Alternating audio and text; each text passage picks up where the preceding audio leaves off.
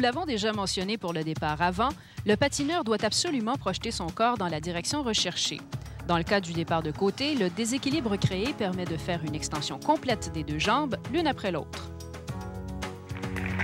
Remarquons tout d'abord la position de base.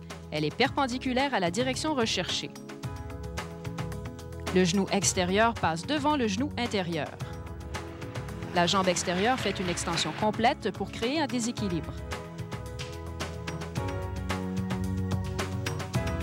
Le patineur tourne la tête et les épaules pour amener l'ouverture des hanches et enchaîne avec un départ avant. Revisons maintenant le geste du début à la fin.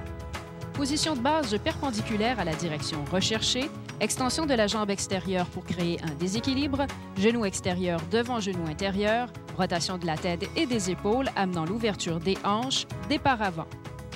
Parmi les erreurs rencontrées pour le geste de départ de côté, les plus fréquentes se situent au niveau des patins, notamment du patin intérieur. Chez certains jeunes, le patin intérieur glisse vers l'arrière. Chez d'autres, c'est la poussée du patin intérieur qui est insuffisante.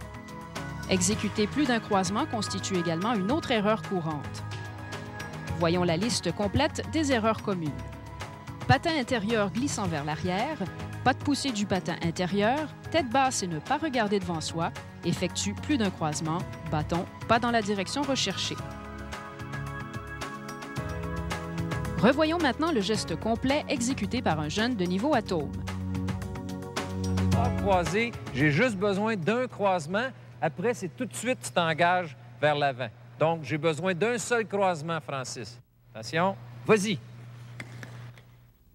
Dans cet éducatif, l'instructeur utilise un bâton comme point de repère pour que le joueur s'arrête et reparte dans la position requise pour un départ de côté, c'est-à-dire les patins parallèles au bâton.